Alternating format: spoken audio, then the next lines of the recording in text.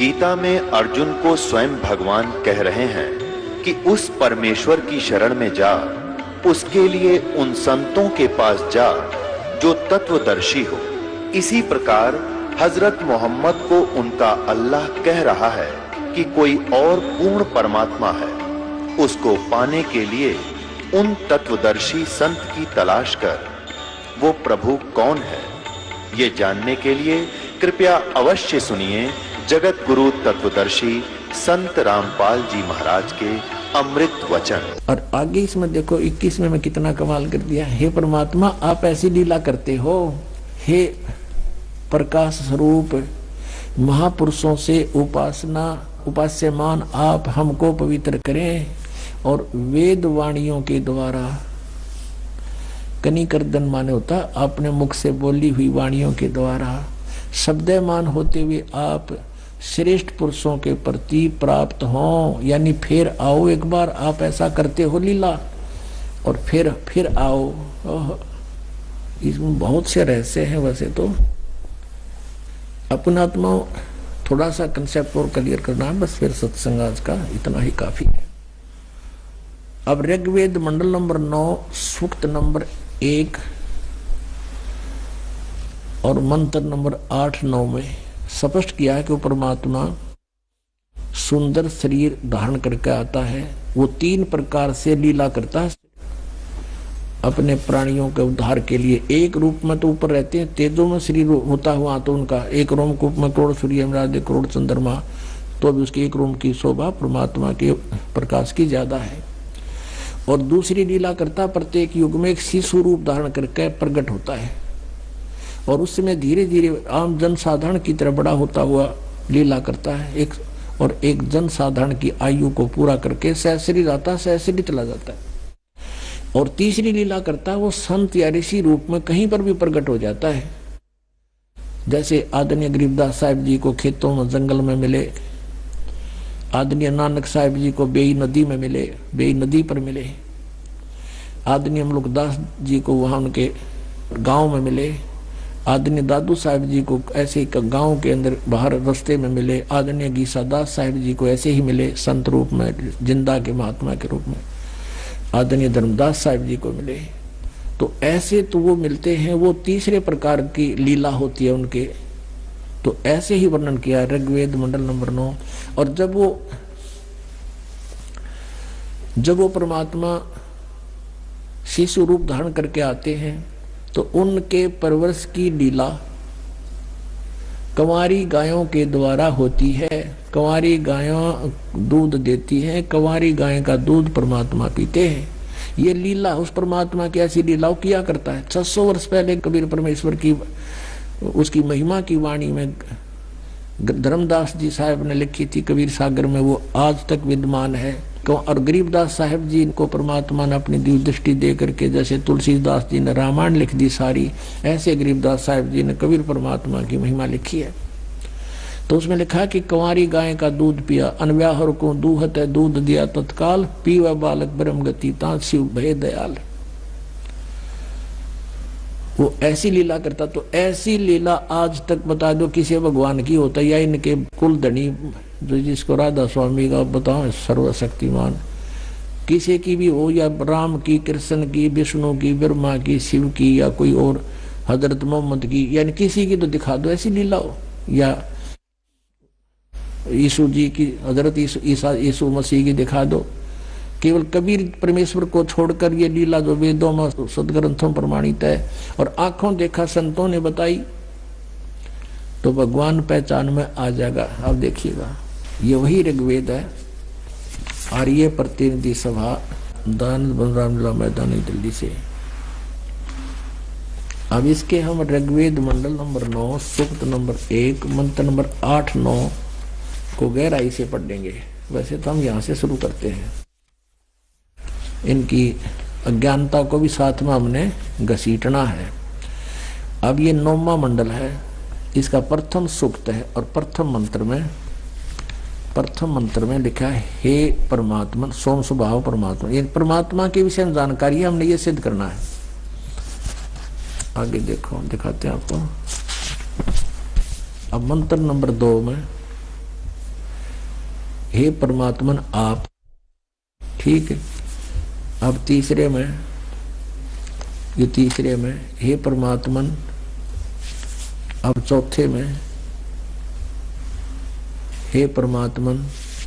पांचवें में हे परमात्मन। अब देखो छठे में हे परमात्मन।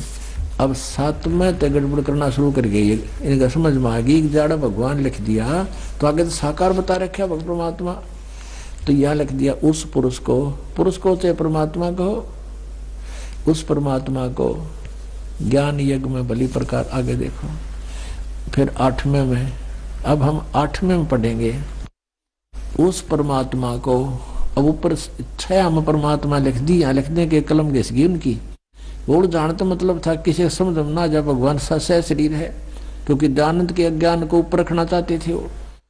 तब उस परमेश्वर को, उस पुरुष को, उस परमेश्वर को उग्र गतियां प्रेरणा देत करती हैं।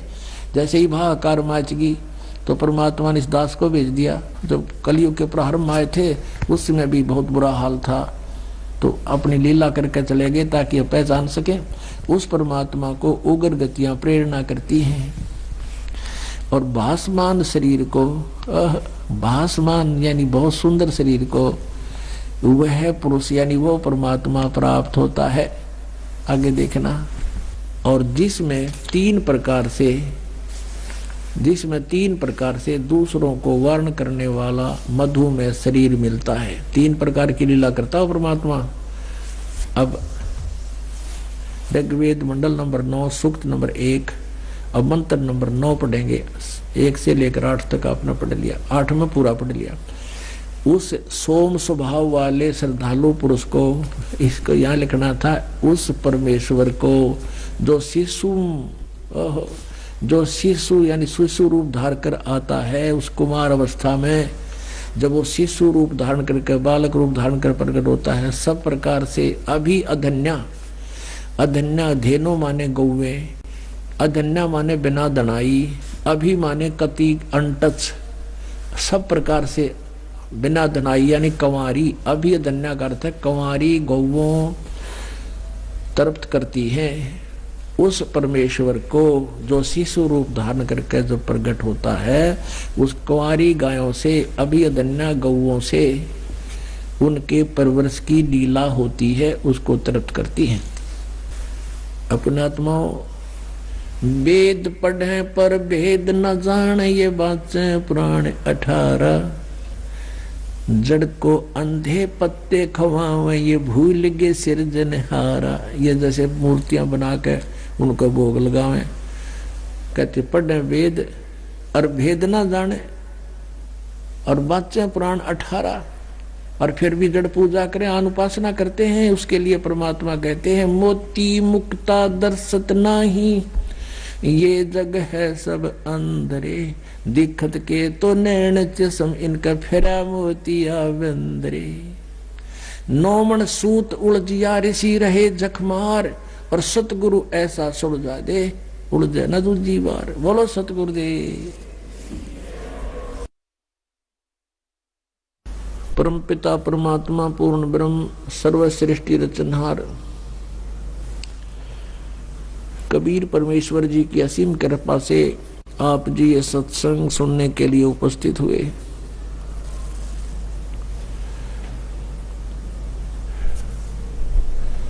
भक्ति मुक्ति के दाता सतगुरु, ये भटकत प्राण फिरंदा, उस साहिब के हुक्म बिना नहीं तरवर पात हिलंदा।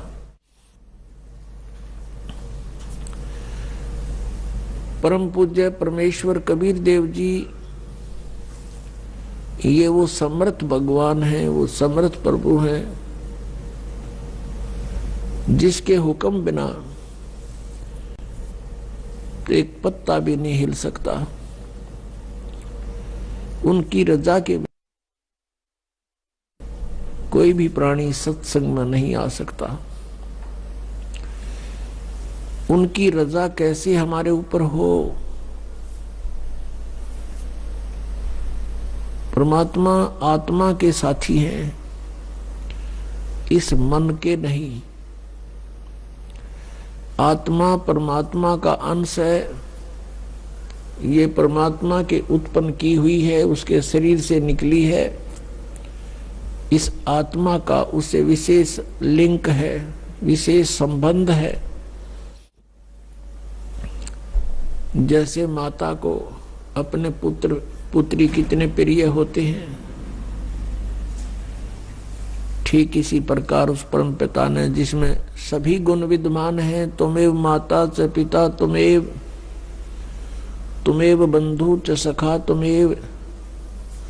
तुमेव विद्या च द्रविणी तुमेव सर्व मम देव देव। ये वो परमात्मा है जिसमें माता पिता मित्र और भाई के सभी गुण विद्यमान हैं। ये हमारा सच्चा पिता है, ये हमारा जनक है और यही हमारी माता है, क्योंकि तीनों लोकों में सबका धारण पोषण वही परमात्मा कर रही है। तो पुण्यात्माओं, हम अपने परमात्मा को भूलकर हम इन काल के इन माया के भगवानों को याद करते रहे, पूजते रहे। अब उसकी रजा कैसे होगी? आत्मा जब रोती है परमात्मा को, ये मालिक उसके पास पहुंच जाता है। अपन आत्मा तो वैसे सबकी ही रोती है जब उस पे विशेष आपत्ति आ जाती है, अन्यथा ये मन के अधीन होकर के सारा जीवन वैसे ही बर्बाद कर जाता है। ये आत्मा बर्बाद कर जाती है अपने जीवन को। जब आप जी ने उपदेश ले लिया, आपका लिंक, आपका संबंध परमात्मा से विशेष तौर पर जुड़ गया। वैसे तो हम सभी भगवान की आत्माएं हैं, लेकिन जो उस मालिक से फिर से संबंध स्थापित कर लेती है, उसके ऊपर उसकी एक विशेष रजा बन जाती है। और फिर वो आत्मा सच्चे दिल से पुकारता है परमात्मा को, तो फिर उसकी रजा उस पर बनती है। और वो सत्संग में आने की रुचि नहीं करता है, संसारिक कार्यों को विशेष महत्व देता है, तो परमात्मा फिर उस पर रजा नहीं बख्शते। और उनकी रजा ना होने से हम यहाँ नहीं आ सकते। अपन आत्माओं, हम अपने पेट के लिए, एक रोजी रोटी के लिए सुबह से लेकर शाम तक और नाइट सर्विस में भी ओवर टाइम भी करते हैं। और जैसे किसान है, इसका तो कोई समय फिक्स नहीं, रात और दिन लगे रहते हैं। तो किस लिए लगे रहते हैं? कि केवल एक पेट भरे और एक मकान बन जा, बढ़िया कपड़े खरीद ले, ब्याह शादी हुआ उसमें खूब खर्चा कर दे। इनके लिए हम सारा जीवन लगे रहते हैं और वो भी हमसे सफल नहीं हो पाता। तब हम परमात्मा की ही खोज करते हैं। एक मजदूर मेहनत करता है या कोई व्यवसायिक व्यक्ति है, बिजनेसमैन है, वो अपने भरसक प्रयत्न करता है, अपने खूब सूझबूझ भी प्रयोग करता है, लेकिन फिर भी विफल हो जाता है। ऐसे ही किसान है, अपनी खूब मेहनत करता है, परिश्रम करता है, लेकिन फिर भी सफल नहीं होता। कोई न कोई नुकसान हानि होती ही रहती है। तो फिर भी वो परमात्मा से ही अर्ज करता है लास्ट में। तो हम क्यों ना पहले भगवान से जुड़ जाएं और उनके द्वारा दिए गए मार्ग पर हम लग जाएं। क्या बताते हैं परमात्मा? दुख में सुमरण सब करें, सुख में करे न कोई। जय सुख में सुमरण करे तो दुख काहे को होवे। सुख में सुमरण किया नहीं, दुख में करते याद। कह कबीरता दास की ही कौन सुने फरियाद।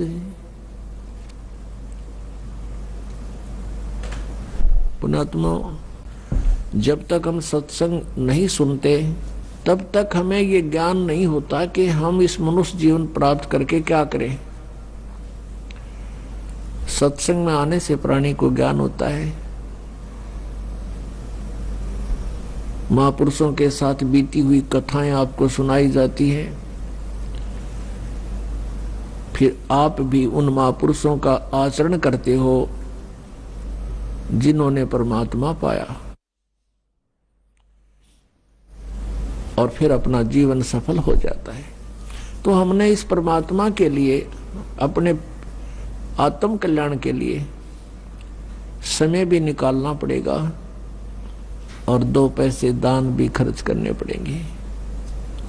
कहते हैं देते को हर देत है, जहां तहां से आन, और ना दिया फिर मांगते फिर यो, परमात्मा सुने नहीं कान। अब जिन्होंने पिछले जन्मों में विधिवत साधना करके कोई पुण्य किया हुआ है, आज उनको परमात्मा ने समय पर रोटी दी है, अच्छा व्यवसाय दिया है, या कोई अच्छी पोस्ट दे रखी है, या अन्य कोई साधन उसका बना ही रखा है। अब उसकी रोजी रोटी की समस्या हल हो रही है, क्योंकि उसने पहले जन्मों में दान किया हुआ है, धर्म किया है। और जिन्होंने कंजूसी की थी, आज उनको कुछ प्राप्त नहीं है। कोई मजदूरी कर रहा है, कोई भिखारी बन के मांगता फिर रहा है। तो यहां परमात्मा कहते हैं देते को हर देत है, जहां तहां से आन, और अण देवा मांगत फिरो। जिसने नहीं दिया फिर वो मांगते फिरियो, परमात्मा सुने नहीं कान। एक इंसान रिक्शा के अंदर बैठा है और एक इंसान उसको खींच रहा है, चला रहा है। ऐसा अंतर क्यों है? क्योंकि जो रिक्शा के अंदर बैठा है उसने पिछले जन्मों में पुण्य किया है, और जो रिक्शा खींच रहा है उसने कभी पुण्य नहीं किया किसी जन्म में। तो पुण्यात्मा, हमारा मूल उद्देश्य तो ये होना चाहिए कि हमारा जन्म और मृत्यु सदा के लिए नाश हो। फिर भी हमें सतर्क रहना चाहिए। इस काल के लोक का कोई भरोसा नहीं, इंसान कब मार खा जाए। और काल की अपनी पूरी कोशिश रहती है कि किसी न किसी प्रकार इस प्राणी को परमात्मा से दूर कर दूं, इसके नाम को खंडित करवा दूं। एक बार नाम खंडित करवा के फिर ये चुप हो जाता है, खामोश हो जाता है, और वो प्राणी जो यहाँ से दूर हो गया, उसका नाम खंडित हो गया, फिर उसको धीरे धीरे धीरे धीरे उसका मन यहाँ से हटता चला जाता है, फिर वो काल के जाल में फंस जाता है। तो कहने का भाव ये है कि हमारा उद्देश्य तो होना चाहिए कि मोक्ष हो। हे भगवान, फिर इस गंदे लोक में जन्म ना हो। ये आत्मा रोनी चाहिए आपकी। ये बातें कहन सुन की नहीं, ये कर पाड़न की है। इसके लिए तत्व ज्ञान आधार बना के चलना पड़ेगा अपने। अपनात्मा फिर भी काल का बहुत बड़ा प्रेशर है जीव पर। पिछले इतिहास देख लो, बड़े बड़े भगत भी मार खा गए, रह गए यहीं काल के जाल में। तो इसलिए आपको पुण्य भी करते रहना है, और इस पुण्य से हमें यहाँ से छूटने में भी बहुत सहयोग मिलेगा। ये एक धर्म यज्ञ है। एक यज्ञ है धर्म की, दूसरी यज्ञ है ध्यान, और तीसरी यज्ञ हवन की, और चौथी यज्ञ परिणाम, पांचवी यज्ञ है ज्ञान की, जो आपको तत्व ज्ञान सुनाया जाता है। सब अध्याय करते हो, ये ज्ञान यज्ञ है। तो परमात्मा पाने में भी ये अति सहयोगी है। ये धर्म एक यज्ञ है धर्म की। जैसे आप यहाँ दान करते हो तो उसमें से भंडारे होते हैं। यहाँ सदा व्रत चल रहा परमेश्वर कबीर देव जी की तरफ से। पुण्यात्माओं, आप जी जो दान करते हो ये गॉड गिवन है, नहीं तो जीव एक चवन्नी दान नहीं कर सकता। ये आपके ना जाने कितनी समस्याओं का समाधान करता है। किसी की शराब छुड़वाता है। जीव नहीं छोड़ सकता विकार को, परमात्मा रजा बख्शते हैं तभी मन हटता है ये। और आने वाले आपदाएं हैं, कोई मुकदमा होना है या कोई चोरी होनी है या कोई बीमार बच्चा होना है, परिवार का कोई सदस्य रोगी होना है, उसमें हजारों 10-20 हजार रुपये खर्च होने हो और उनको 100 रुपये की दवाई में ठीक कर देगा भगवान आपको। और पहले तो आपके इस प्रकार की आपदाओं को टालेगा और फिर प्रेरणा करता है कि भी दान करना चाहिए। गुरु जी बताते हैं धर्म तो 10 के नहीं 10 के तीनों लोग और खैर आए तुम्हें खैर है कीजिए आत्मभोग। कहते धर्म का नाश नहीं होगा, तीनों लोगों का तो नाश होगा एक दिन, ये तो नष्ट होंगे, लेकिन धर्म का नाश नहीं होता। धर्म तो 10 के नहीं 10 के तीनों लोग और खैर आए तुम्हें खैर है, यानी दान करने में ही आपकी जो है बचाव है और कीजिए आत्मभोग। तो पुण्यात्माओं पहले आपको सुख देता है भगवान, कितने दयालु हैं, और फिर अंदर से प्रेरणा करते हैं कि भी दान करूंगा। आप देखते हो यहां पर कितना पुण्य हो रहा है। अगर विश्व में कहीं आपको ठिकाना है 2 पैसे धर्म में लगाने के तो ये बरवाला आश्रम है, नहीं तो पूरे विश्व में शास्त्र विधि को त्याग कर मनमाना आचरण हो रहा है। और ऐसे स्थान पर किया हुआ दान वो कुपात्र को दिया जाता है। गीता जी में लिखा है कि जो कुपात्र को दिया हुआ दान कभी सफल नहीं होता। अब कितने दयालु है परमात्मा, फिर अंदर से प्रेरणा करते हैं कि देख दाता ने हमारी इतना बचाव कर दिया, या ऐसे होना था, भगवान बड़ी दया करी है। और तो फिर प्रेरणा करता है कि कुछ दान करूं। तो कहते करे करावे साइया और मन में लहर उठा, दादू शरदर जीव के आप बगल हो जावे। ये इतने दयालु हैं, हमारे कल्याण के लिए कितनी रजा करते हैं, हमारे कल्याण पर कितना ध्यान रखते हैं कि कैसे होगा इसका कल्याण। और ये स्वयं भी कहते सोचल छिद्र मैं करूं अपने जन के काज। तो पुण्यात्माओं मोक्ष प्राप्ति के लिए भी धर्म ये 5 यज्ञ अनिवार्य है। जैसे खेत में बीज बो दिया, सिंचाई की नहीं, खाद डाला नहीं, तो वो बीज व्यर्थ हो गया। ठीक इसी प्रकार ये सतनाम और सारनाम ये तो बीज है, और ये 5 यज्ञ सिंचाई है। तो इस बीज को बोने के उपरांत यह सिंचाई लगातार करनी पड़ेगी जब तक फसल पकेगी। तो फसल पकेगी तब हम यहां से चले जाएंगे, तब हमारी फसल पकेगी। तो अंतिम श्वास तक आप जी ने दान भी करना है, सत्संग भी सुनना है, ज्ञान यज्ञ जिसे कहते हैं, और प्रणाम यज्ञ 5 यज्ञ करते रहना है, और नाम का सिमरण भी करते रहना है। तो इससे हमारी ये भक्ति मोक्ष जो है सफल होगा, हमें मोक्ष प्राप्त होगा। अब मान लीजिए किसी कारण से आप पैर फिसल गया, नहीं गए सतलोक में, फिर दुर्गति तो यहां होनी ही होनी है। 84 लाख योनियों में आपने जाना ही जाना है। इतना सहारा आपको मिल जाएगा, पुनर्जन्म होगा तो आपकी रोजी रोटी की समस्या हल पावेगी। किसी अच्छे धनी व्यक्ति का जन्म होगा और फिर आपको सहयोग मिलेगा। लेकिन आप जी का ये मन में सपने में भी नहीं आना चाहिए भगवान फिर जन्म हुआ है। ऐसे नहीं, कहने से नहीं, आपको इस ज्ञान से आपके हृदय में, आपकी आत्मा में इतनी यहां से नफरत बन जाएगी, गलानी बन जाएगी।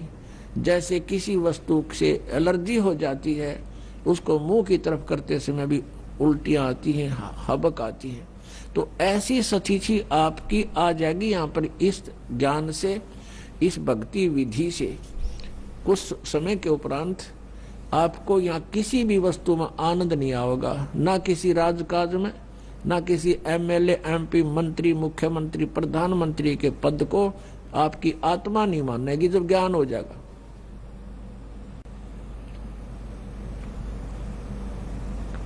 और ज्ञान इस सत्संग से होगा। परमात्मा कहते हैं 3 लोक का राज जीव को जय कोई दे, और लाख बधाई क्या करे जय नहीं नाम तेने। फिर क्या बताते हैं परमात्मा, अगम निगम को खोज ले और बुद्धि विवेक विचार उदय अस्त का राज मिले तो बिन नाम बेगार। अपना आत्मा बेगार किसे कहते हैं? अब तो नहीं रहा ऐसी व्यवस्था। पहले समय में हम छोटे छोटे थे तब ये 3 व्हीलर चला करते, पेट्रोल के थे ये बड़े बड़े 3 व्हीलर 3 पहियों वाले, जिसमें ऊपर नीचे तो 50 आदमी का सीट ले जाया करते। तो एक टेम्पू वाला आया नहीं एक दिन, जो उस रोड पर चलता था। उससे पूछा गया कि कल ना आए, क्या बात, खैर तो है? वो कहने लगा कल मैं बेगार में फंस गया था। बेगार क्या थी? पुलिस वाले पकड़ ले जाया करते, उन्होंने कहीं रेड लगानी होती थी। तो बता रहा था कि मुझे शाम ने पुलिस वालों ने पकड़ लिया परसों, और सारी रात और सारा दिन कई जगह गए, तेल मैंने अपने पल्ले से डाला और सारा दिन पहिया टेक्या नहीं। सारी रात और सारा दिन वहां चलो, और अगले दिन अगली रात ने 12 बजे मेरा पीछा छूटा, और तेल भी अपने पैसे ते पल्ले तो लाया। तो इसको बेगार कहते हैं। केवल खर्च हो और दौड़ धूप पूरी हो, उसने बेगार कहे। बेगार में फंस गया था मैं, इनकम हुई नहीं, अपनी जेब से पैसे खर्चे और सारी रात और सारा दिन दौड़ धूप रही। तो जो भक्ति नहीं करते उसको चाहे उदय अस्त का यानी पूरी पृथ्वी का भी राज मिला हुआ तो बेगार कर रहा है। बेगार कैसे कर रहा है कि पिछले जन्म की पूंजी वो आज यूज कर रहा है और भविष्य की इनकम उसकी है नहीं, क्योंकि उसके पास शास्त्र अनुकूल साधना नहीं। तो वो बेगार कर रहा है, अपने पल्ले पैसे खर्च कर रहा है और सारा दिन कार में कभी इधर चल, कभी हेलीकॉप्टर में घूम ले, अब किसी चीज में घूम ले, और फिर देखना कहाँ घूमेगा। अपने आत्मा हमने इन बातों को गहराई से सोचना पड़ेगा।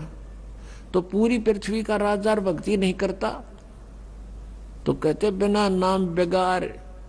तो फिर कहते हैं 3 लोक का भी राज जीव को जय कोई दे, और लाख बधाई के करे जय नहीं नाम तेने। अपने आत्मा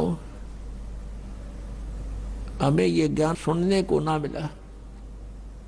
हमने तो सिंपल कथाएं सुनने को मिली, और फिर ये बकवादें सुनने को मिली, फिर ये ऐसी आग लगा दी काल ने, ये फिल्में चालू कर दी।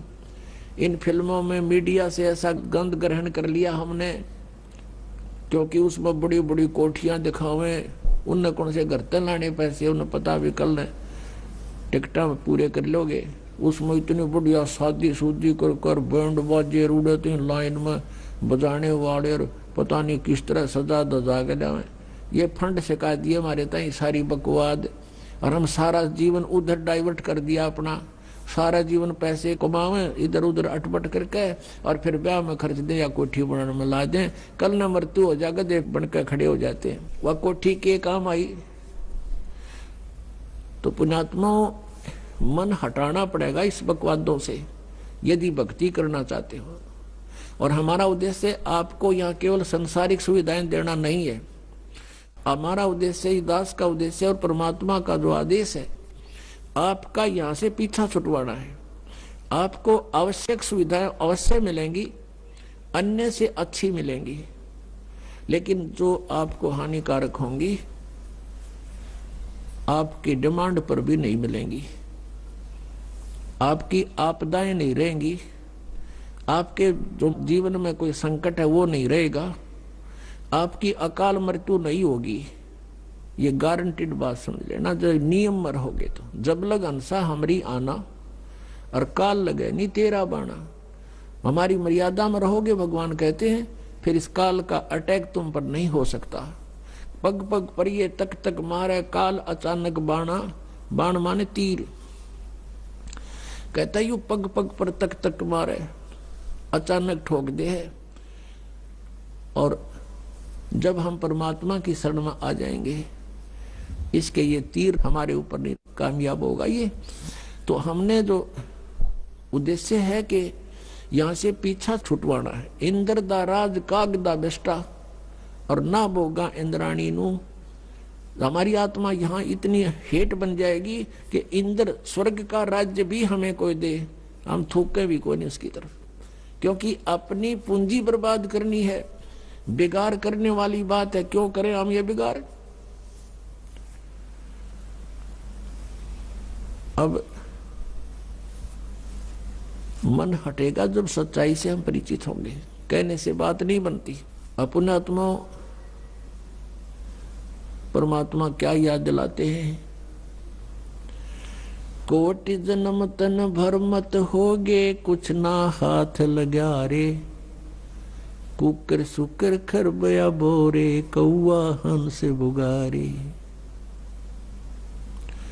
कि कोटि जन्म तूने यहां भटकते होगे, कुछ नहीं हाथ लगा रे। है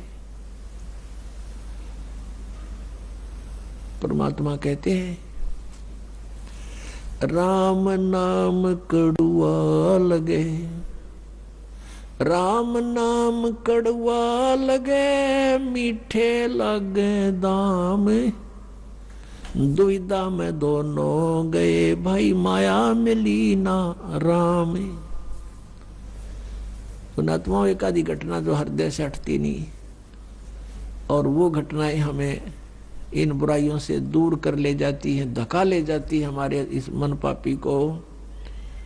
हम फिर भगवान के निकटाने की चेष्टा करते हैं, कोशिश करते हैं, रोते हैं उसके लिए।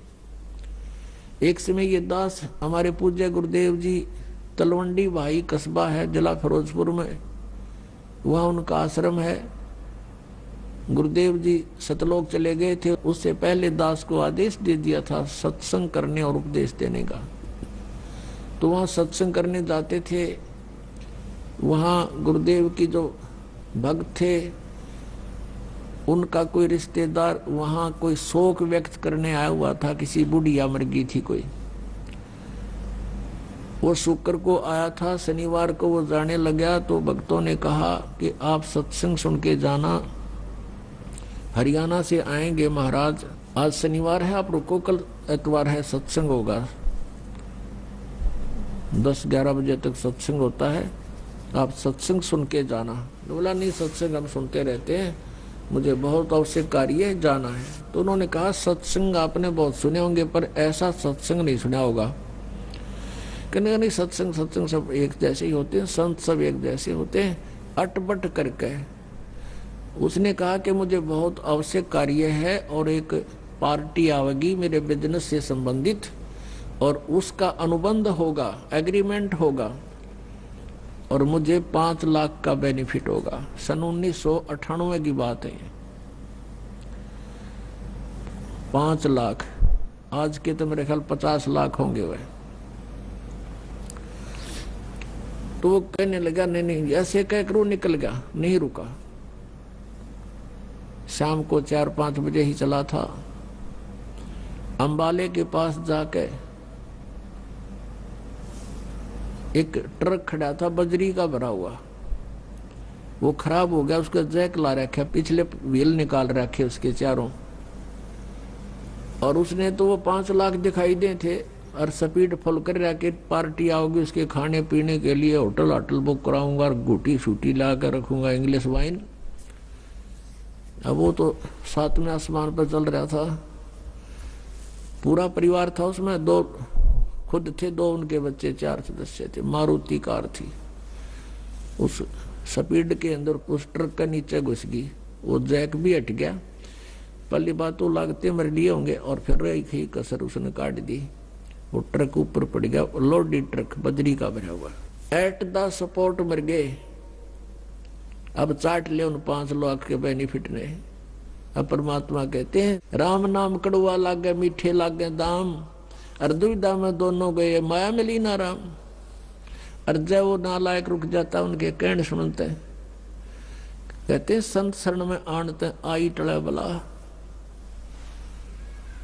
और जय मस्तिष्क में सूड़ी होवा काटे में टल जा।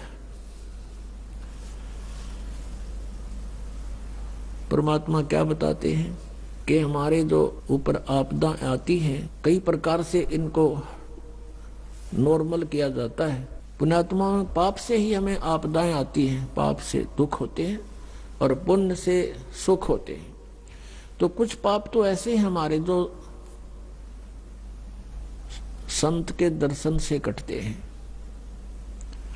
कुछ ऐसे टाइप के पाप होते हैं जो आशीर्वाद से नाश होता है, कुछ ऐसे टाइप के पाप हैं कि हमने दान ही करना पड़ता है, उससे तभी बचाव होगा। कुछ ऐसे पाप हैं जो भजन से सिमरण से नाश होंगे। तो हमने अपने इस जन्म मरण के दीर्घ रोग का नाश करवाने के लिए हमने सभी प्रकार की औषधि सेवन करनी पड़ेंगी। हमने गुरुदेव के दर्शन भी करने पड़ेंगे और आशीर्वाद प्राप्त करना पड़ेगा, और साथ में जो 500 यज्ञ बता रखे ये भी करनी चाहिए। तो ये जो आपको विधि बताई जाती है कि कुपात्र को दिया हुआ दान व्यर्थ है, सुपात्र को दिया हुआ दान आपका फलता है। अब जैसे हम पहले साधना किया करते थे, पहले भी करते थे हम पूजाएं, क्योंकि भक्त आत्मा जो अच्छी आत्माएं हैं वो भक्ति बिना रह नहीं सकती, और उसके लिए काल ने बहुत लंबे चौड़े जाल फैला रखे हैं कि एक सत साधना ना करके परम संत के पास ना जाके नकली गुरुओं के पास ये कितने बैठे रहो, कहीं धक्के खाते रहो, भटकते रहो, अंत में इन्होंने पशु बनना ही बनना है, यहां से जा ही नहीं सकते।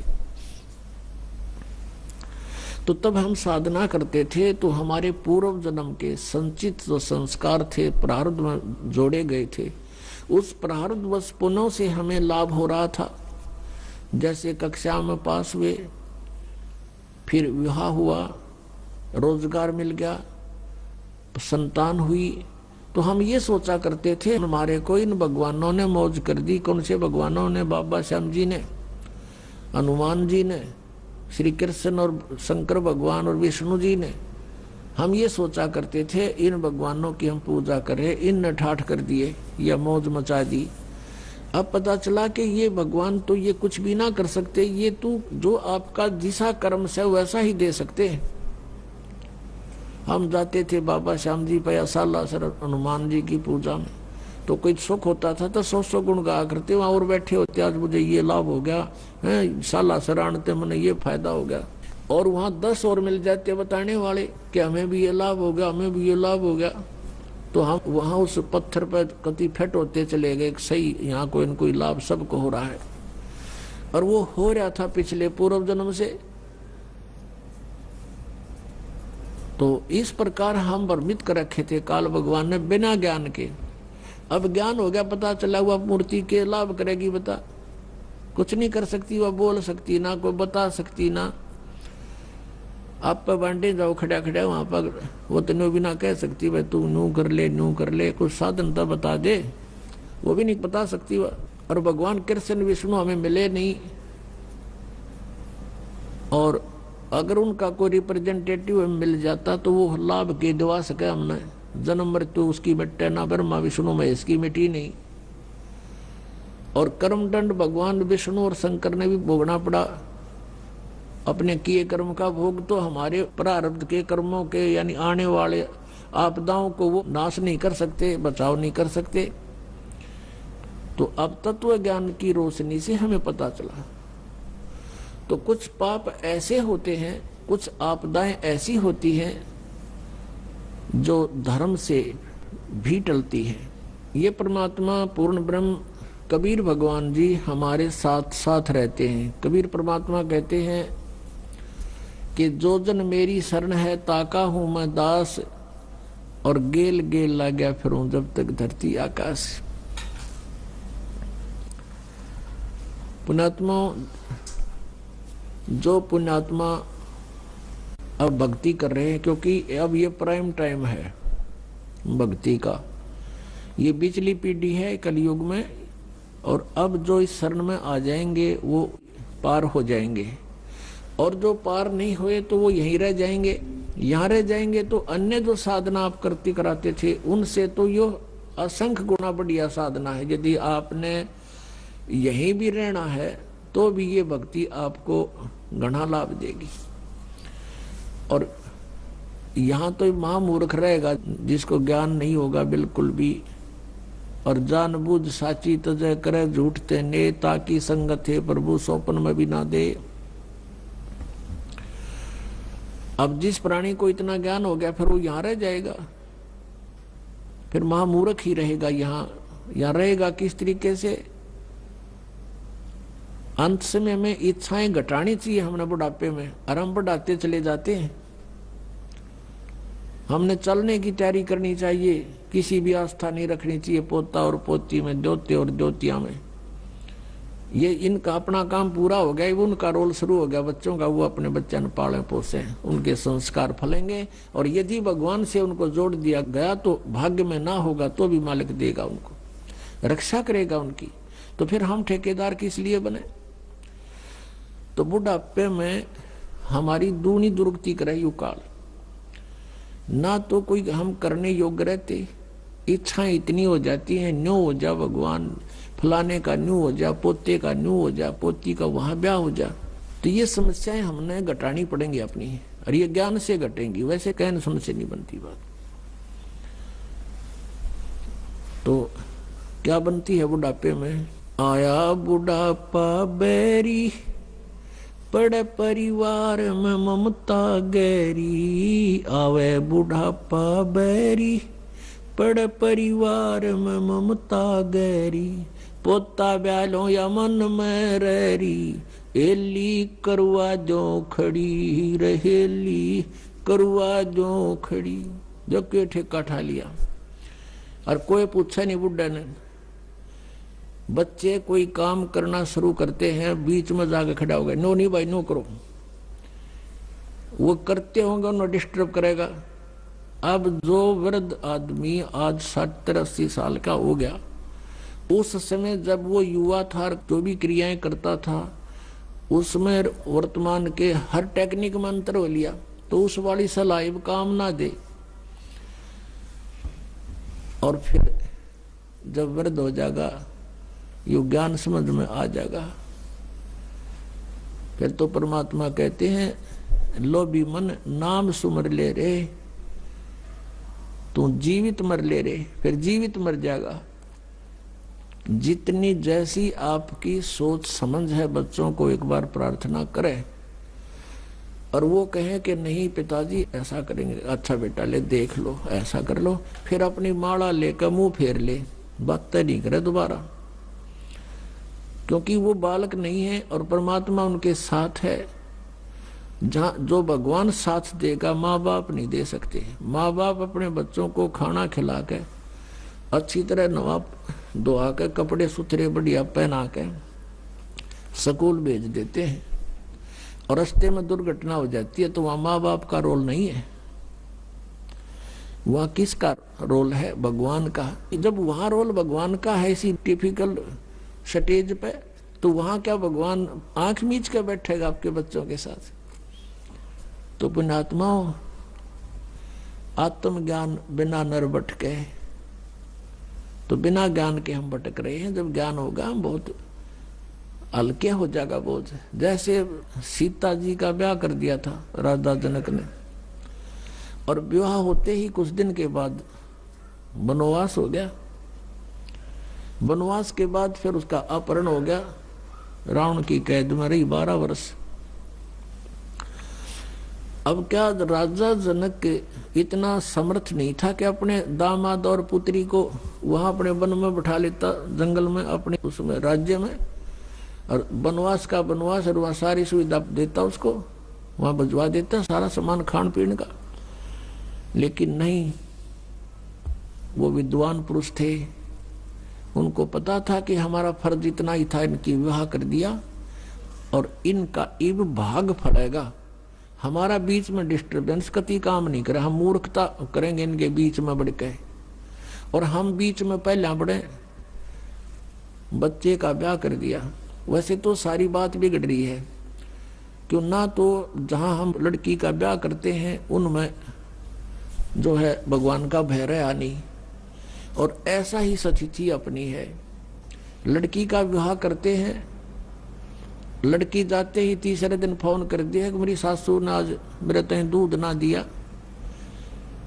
तो लड़की की माँ कह गिला मन ने दिए फोन, और दे तेरी सास ने दो सुनाओगी गाल, मत करूं उसने 4 गाल देगी अपनी समझन ने, फिर आजा आजा और छूटा छाटी मुकदमे शुरू हो गए।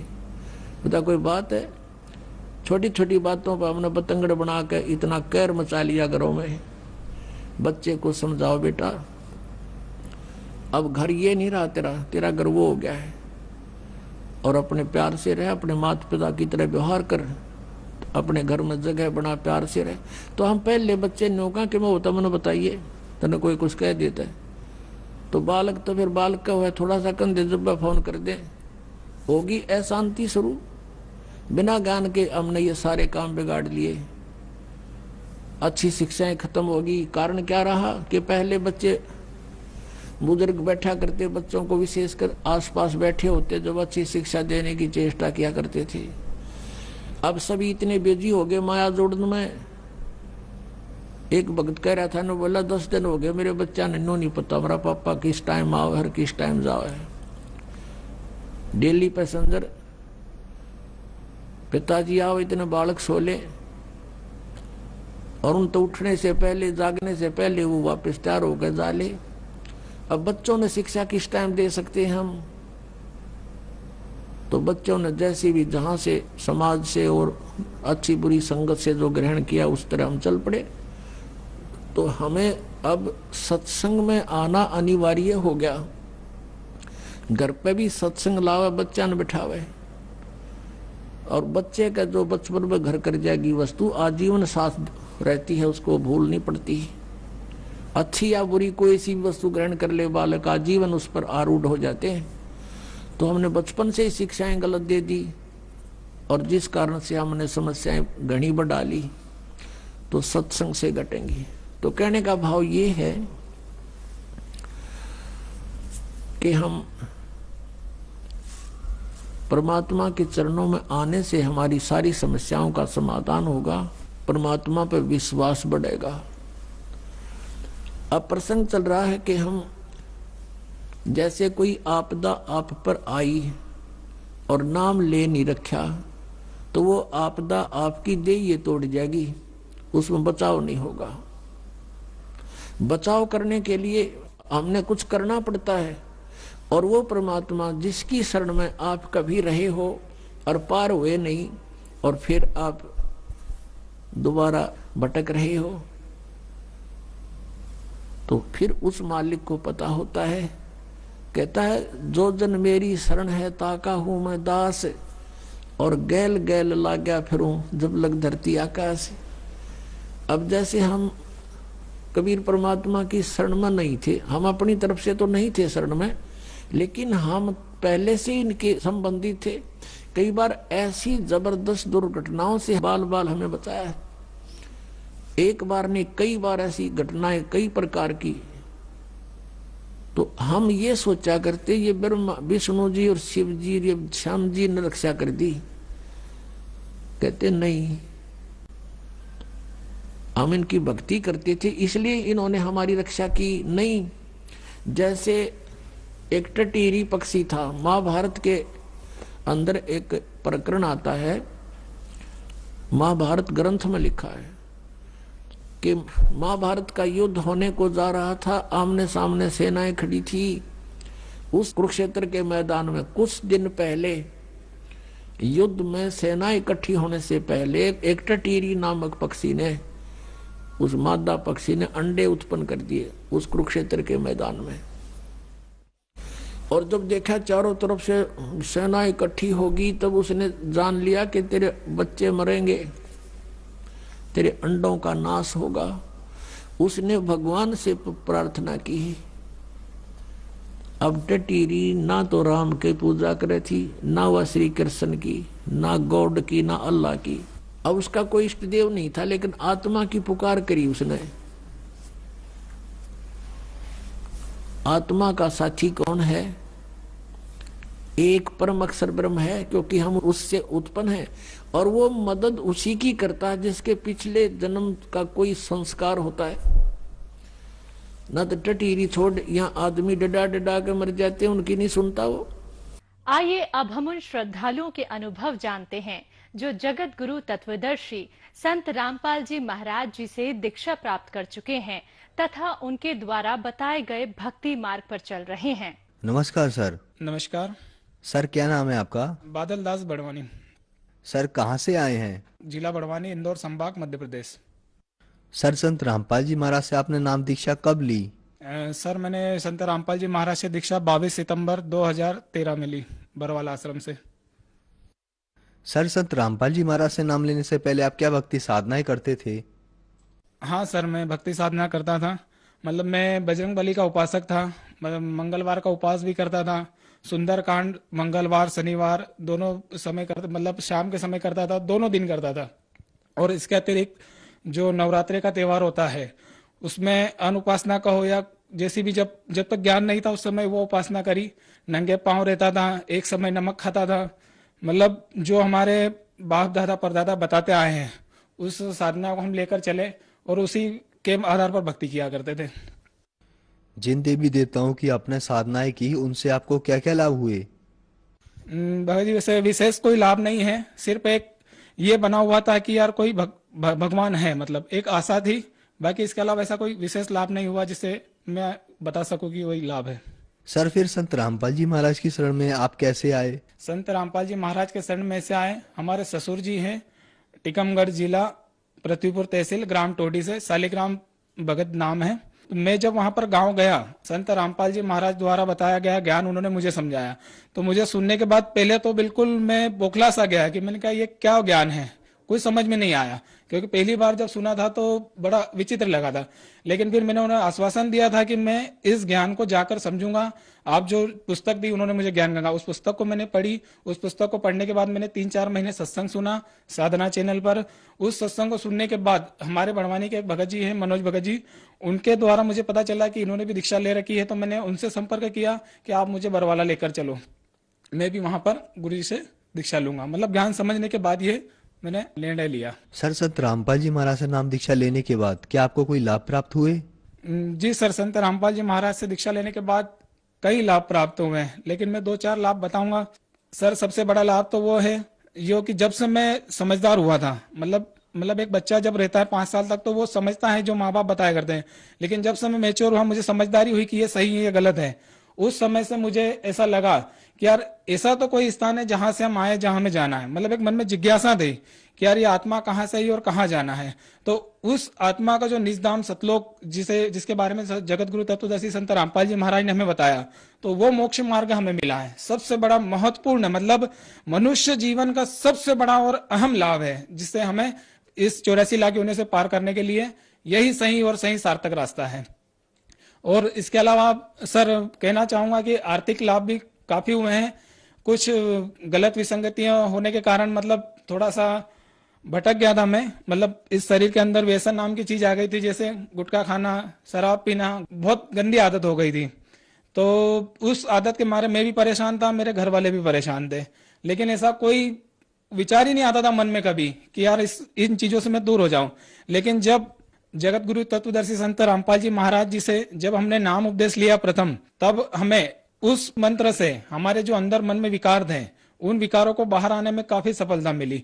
मतलब शास्त्रानुकूल साधना से जो मन में विकार बने हैं, वास्तव में हमें पता चला कि हम किस मार्ग में चल रहे थे, क्योंकि तत्वदर्शी संत रामपाल जी महाराज ने ये बताया। हमने अभी तक ये सुन रखा था कि सिर्फ शरीर में कण कण में भगवान है, लेकिन जब उन्होंने मूल सहित पूरे कमलों सहित हमें बताया कि हमारे इस शरीर के इस भाग में यहाँ पर ये देवी देवता विराजमान है, जब हम इन चीजों का व्यसन करते हैं तो वो उन कमलों से वो चीजें होकर गुजरती थी। तो एक मन में झटका सा लगा कि यार हम जिनकी साधना, एक तरफ तो हम भक्ति कर रहे हैं, बजरंग बली की, दुर्गा देवी की, शिवरात्रि आई तो उपवास करा, सभी चीजें, और एक तरफ व्यसन को भी लेकर चल रहे थे। जो नशे का विकार था काफी समय से चले आ रहा था, मैं उससे दूर नहीं हो पा रहा था। लेकिन जैसे ही जगत गुरु तत्वदर्शी संत रामपाल जी महाराज से प्रथम नाम लेने के तुरंत बाद मुझे ये सबसे बड़ा लाभ हुआ कि मैं इस नशे से बिल्कुल दूर हो गया। और इस नशे से दूर होने के बाद मैंने ये ठाना है कि यार ये जो व्यसन है, जो भक्ति मार्ग गुरु जी ने बताया संत रामपाल जी महाराज ने, वो इतना बढ़िया है कि मतलब इस मात्र नाम सुमिरन से अगर हम इस चीज से दूर हो सकते हैं तो आज भारत सरकार लाखों करोड़ों रुपए खर्च कर रही है, नशा अभियान चला रही है, लेकिन फिर भी कहीं ना कहीं उन्हें सफलता नहीं मिल रही है। लेकिन परमात्मा साकार संत रामपाल जी महाराज के रूप में अवतरित हैं। उन्होंने ये सिर्फ नाम मात्र से हमारे नशे नाम को इस शरीर से दूर हटा दिया है। ये सबसे बड़ा लाभ है। जगत गुरु तत्वदर्शी संत रामपाल जी महाराज से जब मैंने प्रथम नाम उपदेश लिया, उसके करीबन 1 महीने के लगभग जब मैं अपने घर सोया हुआ था और दरबार साहिब मेरे कमरे में ही बना हुआ था, तो वहां पर मैं जब सोया था तो मैंने एक ऐसी कोई शक्ति आई थी जिसे मैंने देखा नहीं उस समय, क्योंकि मैं हल्की सी नींद में था। लेकिन वो जैसे मेरे सीने पे आकर बैठा तो एक बड़ा विकार था, ऐसे बड़े बड़े बाल थे और ऐसे बड़े बड़े दांत थे, और उसने मेरा गला इतनी जोर से दबाया, इतनी जोर से दबाया कि अगर मैं 10 या 15 सेकंड भी रुक जाता सर, तो ये मान के चलो कि शायद वो मेरा अंतिम दिन था। और जैसे ही मैंने फिर मुझे ध्यान आया कि हम तो बंदी छोड़ सदगुरु रामपाल जी महाराज की शरण में है और कहीं ऐसे चमत्कार है जो परमात्मा ने किए, तुरंत 2 मिनट मतलब 10 सेकंड के अंदर ऐसा विचार आया और मैंने जो प्रथम नाम ले रखा है हमारे गुरु जी से, संत रामपाल जी महाराज से, उसका सुमिरन किया। बड़ी मुश्किल से 3 या 4 बार मैंने प्रथम नाम का सुमिरन चालू किया, तो तुरंत वो जो भी शक्ति थी जो मुझे मारने आई थी या जो भी था, वो ऐसे उड़कर भागा खिड़की से, जैसे एक चिड़िया खिड़की से निकलकर उड़ जाती है। मैंने उसे देखा और जब मैं उसकी मतलब जब उस घटना से उठा तो मेरे साथ जो भगतमती थी साथ में मेरे, तो वो उठकर घबरा कर उसकी भी नींद खुल गई। मतलब जैसे हम फांसी के फंदे पर लटकते हैं और हमें अंदरूनी उससे बचा लिया करता है, तो इतना खतरनाक गला दबा कि मतलब 15 मिनट तक तो मेरी खांसी बंद नहीं हुई उससे। मतलब 15 मिनट तक तो मैं ऐसा सोचा करा। फिर मैंने उस समय भगतमती, मैंने कहा ये डर नहीं जाए कि क्या होगा, तो मैंने वो घटना उनको उस समय नहीं बताई, क्योंकि सर करीबन 12:30-1 बजे की रात की बात थी। उस दिन अगर मैं संत रामपाल जी महाराज की शरण में नहीं होता तो शायद मेरा वो जीवन का आखिरी दिन था, और ये मेरा जीवन दान है, ये मानकर चलो। सर, विश्व में आज टीवी पर आपको बहुत सारे लोग देख रहे हैं, तो जो लोग आज आपको देख रहे हैं उनको आप क्या संदेश देना चाहोगे?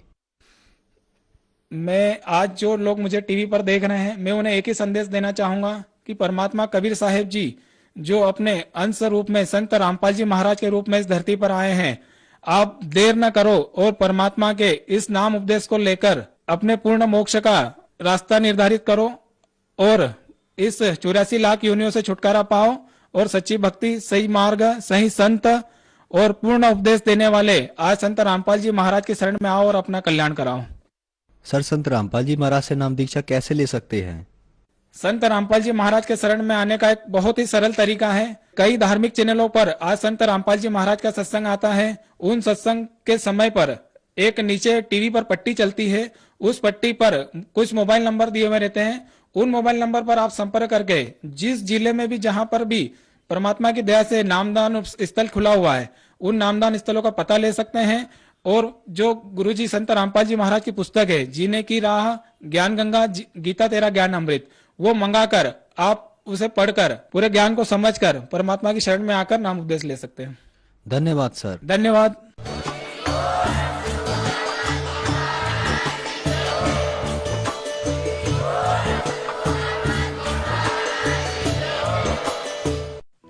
आप सुन रहे थे जगत गुरु तत्वदर्शी संत रामपाल जी महाराज के मंगल प्रवचन।